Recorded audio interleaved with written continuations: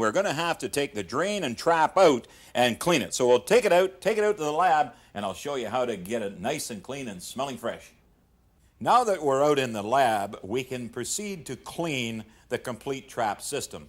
Now this is where that's where the smell comes from, because down in the trap, that residual from washing dishes, cleaning the veggies, has now been built up in the trap and is starting to decompose, and you get that odor. So every now and again you have to take it off and clean it, because what builds up inside, I'll just put it into this bottle here.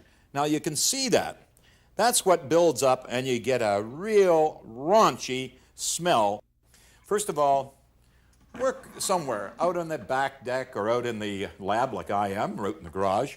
Take a phosphate-free detergent, add it to about 4 quarts of water, about a cupful. Put it in and let it soak.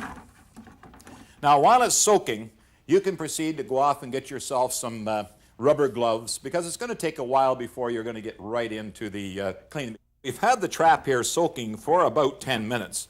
Now it's ready for the bottle brush. Well, it looks a little peculiar to have a bottle brush here attached to a ruler.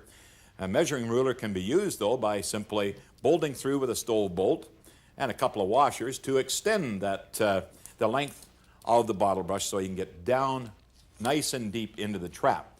And here we go. Down we go and cleaning it out. Boy, that sure smells nice and fresh now. We'll dry that off and take it up and install it. Being that this is ABS plastic, there's absolutely no tools required whatsoever to put it back. If it was copper or brass, you would use adjustable pliers. So this gets put back into place. Well, there, the piping all back in place, a nice clean smelling drain, and a nice fresh kitchen. It wasn't all that difficult either.